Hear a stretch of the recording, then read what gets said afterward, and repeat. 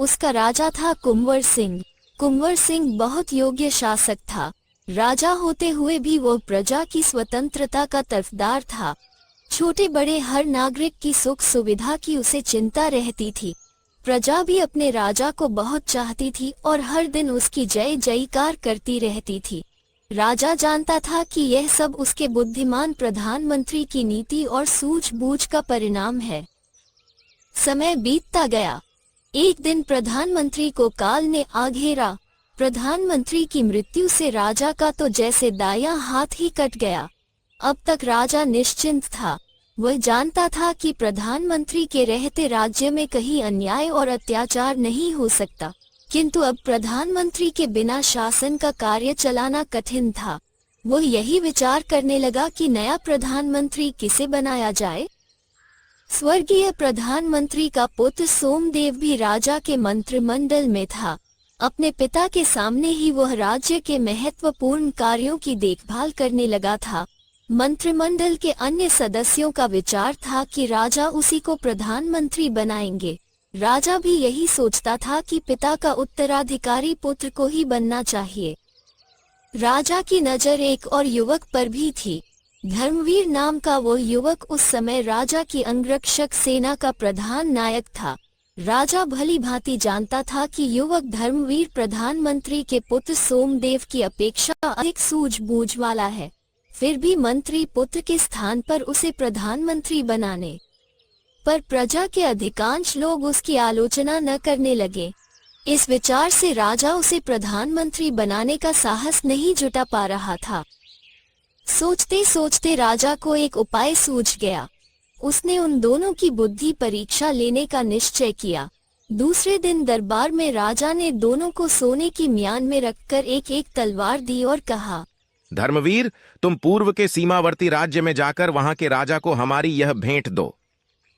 इसके बाद राजा ने सोमदेव से कहा, प्रियवर सोमदेव, तुम दक्षिण के सीमावर्ती राजा के पास जाकर हमारी यह भेंट उसे पहुंचा दो। दरबार में बैठे सभी लोग आश्चर्य कर रहे थे कि राजा ये भेंटें क्यों और किस लिए भेज रहे हैं। खैर, दोनों युवक भेंट लेकर निकल पड़े। कुछ दिनों की यात्रा के बाद सोमदेव दक्षिण देश में पहुंचा। वहां के राजा ने जब ये सुना कि यह भेंट उसके मित्र देश से आई है, तो उसने सोमदेव का स्वागत करते हुए वह भेंट सादर स्वीकार की। राजा का सारा दरबार उत्सुकता से सोने की म्यान में रखी तलवार की ओर देख रहा था। राजा स्वयं भी उतावला था। राजा की आज्ञा पाकर मंत्री ने तलवार बाहर निकाली। चमचमाती तलवार की नोक पर लाल रंग लगा हुआ था। राजा की समझ में नहीं आया कि तलवार की नोक पर लाल रंग किस लिए लगाया गया है। राजा ने अपने मंत्री से उस रहस्य को जानना चाहा, किंतु मंत्री भी लाल रंग का कोई मतलब नहीं निकाल पाया। हार कर राजा ने सोमदेव से पूछा, राजदूत, आपके राजा की यह भेंट हमें स्वीकार है, किंतु आपके महान शक्तिशाली राजा ने किस उपलक्ष्य में हमें यह भेंट भेजी है? तलवार की नोक पर लगे लाल रंग का अर्थ भी हम समझ नहीं पा रहे हैं। अब आप ही इसका अर्थ बताएं। सोमदेव भी इस लाल रंग का मतलब नहीं समझा था, किंतु इस समय उत्तर न देना भी अपमानजनक था। वह सोचने लगा, एक शक्तिशाली राजा का प्रतिनिधि बनकर नीचा देखना ठीक नहीं। ऐसा विचार कर वह कुछ अकड़कर बोला, राजन, आप हमारे मित्र हैं, किंतु कहां हमारे राजा और कहां आप? तलवार की नोक पर लाल रंग लगाने का अर्थ यही है कि या तो आप हमारे राजा की तलवार शक्ति स्वीकार कर लें, अन्यथा हमारे महाराज की तलवार की धार आपके राज्य में खून की नदियां बहा देगी।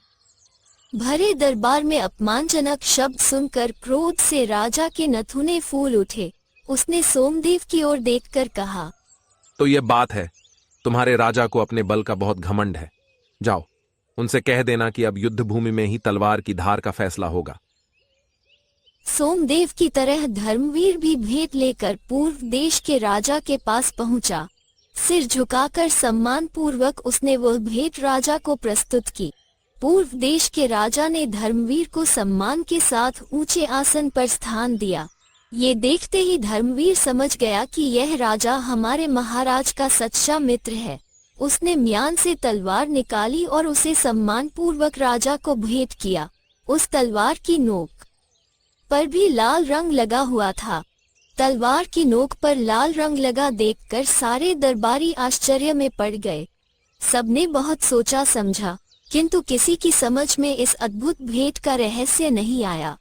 अंत में राजा ने धर्मवीर से ही उस रहस्य के बारे में पूछा।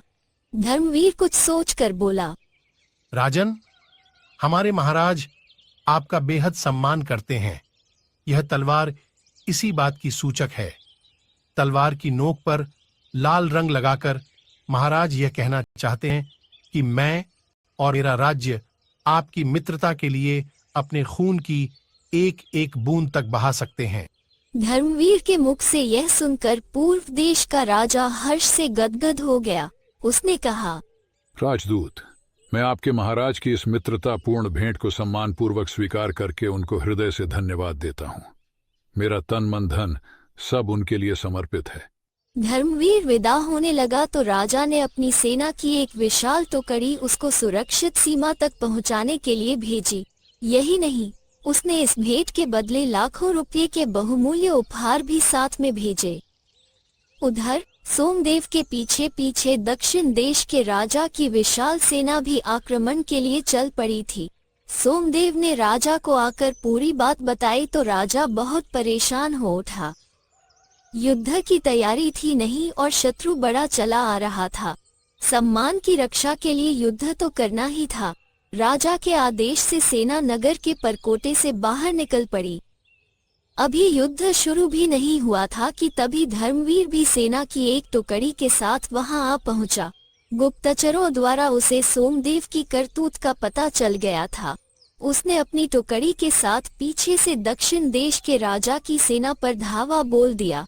दक्षिण देश के राजा की सेना इसके लिए तैयार न थी। वह दोनों सेनाओं के बीच बुरी तरह से घिर गई। घबराहट में उसके सैनिकों के पैर उखड़ गए और पूरी सेना भाग खड़ी हुई। दूसरे दिन दरबार जुड़ा। राजा को प्रधानमंत्री का चुनाव करना था। राजा ने दरबारियों से कहा, देखा आप लोगों ने, एक सोमदेव है जो हमारी भेंट के बदले युद्ध लाया, और एक यह धर्मवीर है जो हमारे लिए बहुमूल्य उपहार ही नहीं बल्कि मित्र की शक्ति और सहानुभूति भी बटोर लाया है। मैंने इन दोनों को एक सी भेंट दी थी, किंतु दोनों ने अपनी अपनी बुद्धि से उसके अलग अलग अर्थ निकाले। धर्मवीर की बुद्धिमानी और दूरदर्शिता से प्रकट है कि वह संकट के समय में सूझबूझ से काम लेने वाला व्यक्ति है। बोलो, इन दोनों में से आप किसे राज्य का प्रधानमंत्री बनाना चाहते हैं? सारा दरबार एक साथ चिल्ला उठा, धर्मवीर को प्रधानमंत्री बनाइए महाराज। वही इस पद का सच्चा हकदार है। इस प्रकार धर्मवीर को राज्य का प्रधानमंत्री बना दिया गया। राजा की चतुराई से सही आदमी को खोज निकाला गया था।